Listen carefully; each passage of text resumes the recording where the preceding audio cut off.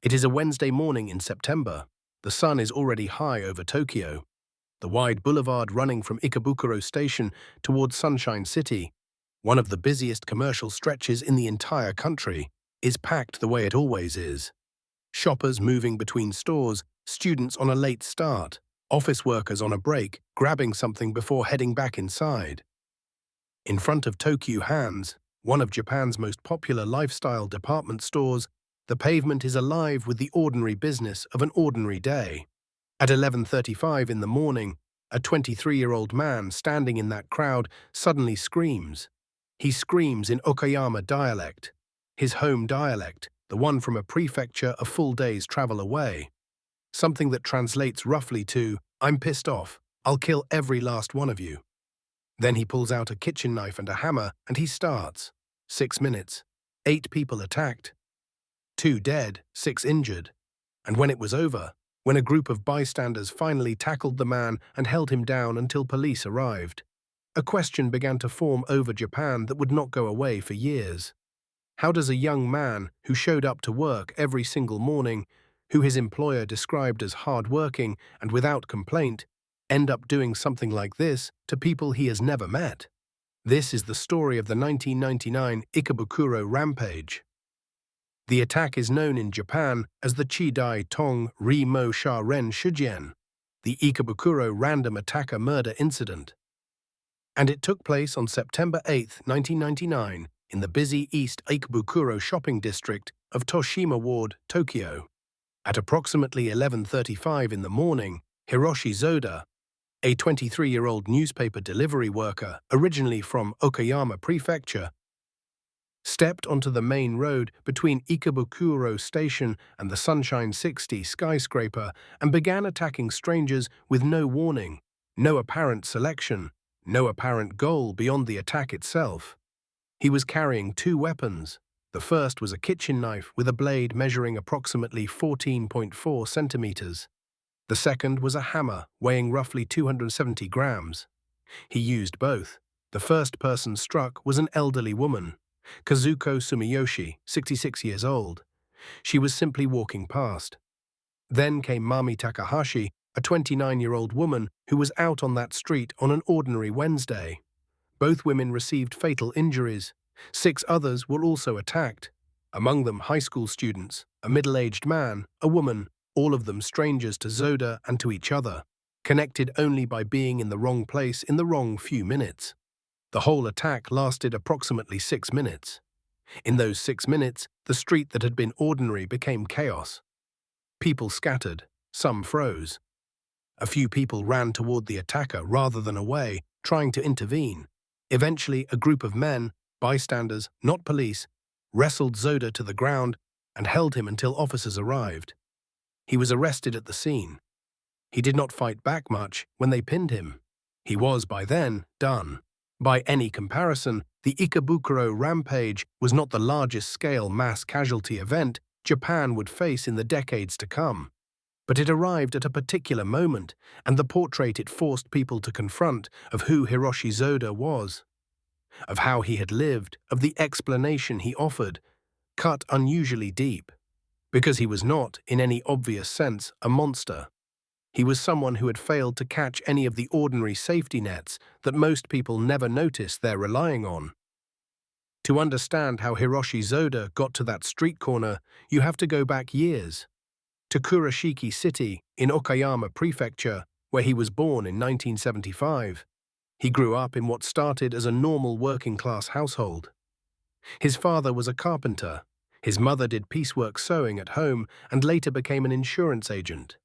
He had an older brother, a family of 4, a modest life, nothing in the beginning that pointed toward where things were going. And then, it is said, something shifted during Zoda's elementary school years. According to multiple Japanese media accounts, his father came into a sum of money, an inheritance from a grandparent. What followed, by all reports, was not stability. The father quit his job. He began gambling. According to reporting on the case, the mother also became caught up in pachinko and other forms of gambling. The family's debts climbed over years of this until, by various accounts, the total had exceeded 40 million yen. For a working-class family, that represents not just ruin, it represents a hole with no visible flaw. And then the parents disappeared. At some point during Zoda's adolescence, the precise timing is unclear. Both of them simply left. They vanished from their sons' lives without explanation. Zoda's older brother was still there. He lived with his brother for a time, but the foundations of his childhood had been removed. By his second year of high school, the situation had become untenable. He dropped out. He needed to work, to pay rent, to eat, to exist. He did. Various jobs, various addresses. The kind of itinerant working life that looks fine from a distance as long as you do not look at what it costs. What is striking about Hiroshi Zoda in the months immediately before the attack is this. By all accounts, he was trying. In April 1999, just 5 months before the Rampage, he took a job as a newspaper delivery man at a distribution shop in Kita-Senju, in eastern Tokyo. He commuted in the early hours of the morning. He delivered. His employer would later say that Zoda showed up reliably, worked without complaint, gave no cause for concern. He was, by all accounts from that period, a model employee. Serious, conscientious. Ordinary, 7 days before the attack, he was late to deliver the morning papers. His manager suggested he get a mobile phone so they could reach him if it happened again. This was the first mobile phone Hiroshi Zoda had ever owned. He got it, and then on September 3rd, 1999, 5 days before the attack, the phone rang. According to accounts pieced together after his arrest, Zoda answered, and there was nothing on the other end. Silence, and then the line went dead.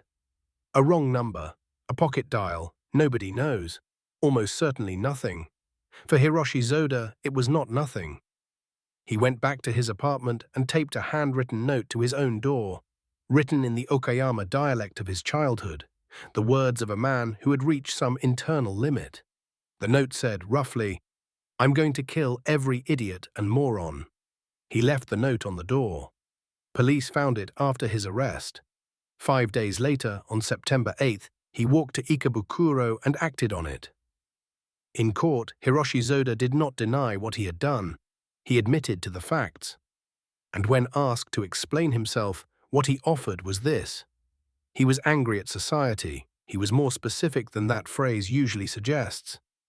He said, in substance, across questioning, that he had come to believe Japan was not a country where effort was rewarded.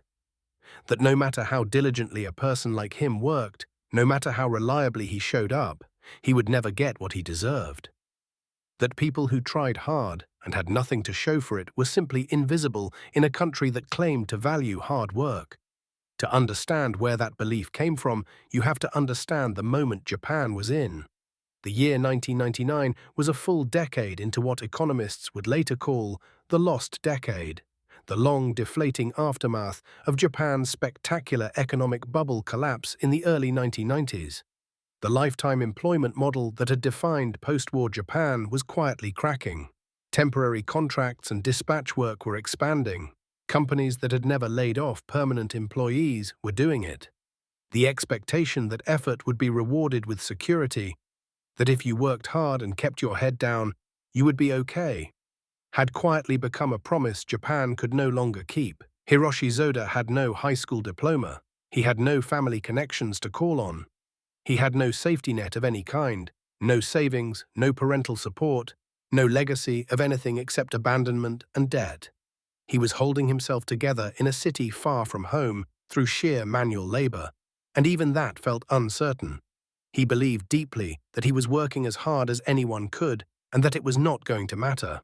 It said, and I want to be careful here because this comes from media reconstruction rather than from courtroom evidence, that the silent phone call did not make Zoda violent. It triggered something that was already there. The rage had been building for years, maybe decades. What the phone call provided was a direction for it. It told him, in whatever distorted internal logic had taken hold, that even this small new thing he had tried to do right, was a failure. He chose strangers, people who had never thought about him, never harmed him, never met him in their lives. People who just happened to be walking past Tokyu Hands on a Wednesday morning when something inside him broke. There is a framework in the study of violence sometimes called displaced aggression, the tendency for people who feel powerless against the actual source of their pain to redirect that rage outward, onto targets that have nothing to do with the original wound. Nobody confronts the thing that actually hurt them. Nobody can. So the frustration goes somewhere else, and in the most extreme cases, that displacement becomes catastrophic. Hiroshi Zoda had spent most of his life unable to confront what had genuinely wounded him. His parents had abandoned him, and they were gone. You cannot hold absent people to account. The economy that had constricted his options had no face. The society he blamed for not rewarding his effort was not a person he could find. The accumulated grief of a childhood built on gambling debt, abandonment, and interrupted education had nowhere to go. What psychology tells us, and I want to be clear, this is interpretive context, not clinical diagnosis, is that prolonged helplessness, combined with a deep sense of injustice and the absence of social bonds, is among the most predictive combinations for explosive outward violence. Zoda, according to everything reported about his life, had lived with all three for years. He had no family he could rely on. He had no stable community. He had, by his own account, a burning conviction that the world owed him something it would never pay. What is genuinely unsettling about this case is how functional he appeared from the outside. His employer had no alarm bells. The people at the newspaper shop saw a careful, reliable worker. He was not visibly disintegrating. The violence that erupted on September 8th had been building invisibly, behind the face of someone who showed up and did his job. This is something that surfaces again and again in these cases, and it deserves to be said plainly. We tend to imagine that people at the edge of catastrophe look the part, that they are erratic, obviously troubled, visibly coming apart. Often they are, but sometimes the person on the train beside you, the quiet employee who clocks in every morning without complaint, is carrying something that no one thought to ask about, in a culture that does not make it easy to say, "I am not okay." Japan in 1999, and many would argue Japan today, had very few mechanisms for that kind of conversation. The cultural weight of not burdening others, of not complaining, of maintaining composure in the face of difficulty, made it extraordinarily hard for someone in Zoda's position to raise his hand and say that he was in trouble. He did not raise his hand. The note on his door, found after the fact, was the only signal that anyone saw, and it came too late to matter. In court, the defense argued that Zoda's mental state at the time of the attack may have been compromised, that he might have been suffering from schizophrenia or another condition that diminished his criminal responsibility. Both the prosecution's psychiatric evaluations and independent assessments concluded that he had been fully criminally responsible when he acted. The courts agreed. On January 18, 2002, the Tokyo District Court sentenced Hiroshi Zoda to death. His appeal was rejected, and on April 19, 2007, the Supreme Court of Japan rejected his final appeal. The death sentence became final. As of 2025, more than 18 years after that finalization, the sentence has not been carried out. Zoda remains on death row at the Tokyo Detention Center, reportedly in solitary confinement, in a condition described by some observers as deeply deteriorated. The Japan Federation of Bar Associations has raised questions about the execution of inmates whose mental state has become a subject of ongoing dispute. That debate continues to unfold. The families of Kazuko Sumiyoshi and Mami Takahashi have been waiting for a resolution for over 25 years. That, too, is part of this story. The part that does not appear in court documents, that does not get resolved by any verdict. The Ikebukuro Rampage was not, in terms of raw numbers, the worst mass casualty event Japan experienced in the years around it. But it arrived at a particular cultural moment, and it sparked a conversation about what happens to people who fall through every net, who carry every burden alone, who are expected to work in silence and not complain and not need anything from anyone. That conversation never fully concluded. Perhaps that is because the answer is uncomfortable.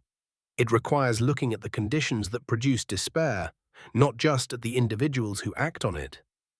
It requires asking who was responsible for noticing Hiroshi Zoda and why no one did until it was far too late. There is no clean takeaway here, but there is a small human one. Look around at the people in your orbit who seem fine, the ones who show up and do their job and never ask for anything. Ask them sincerely how they are doing. Mean it. Wait for the real answer. Sometimes the quietest people are carrying the most. Thanks for watching. If this made you think, subscribe and stay with us, because understanding why these things happen is the only real way to start preventing the next one.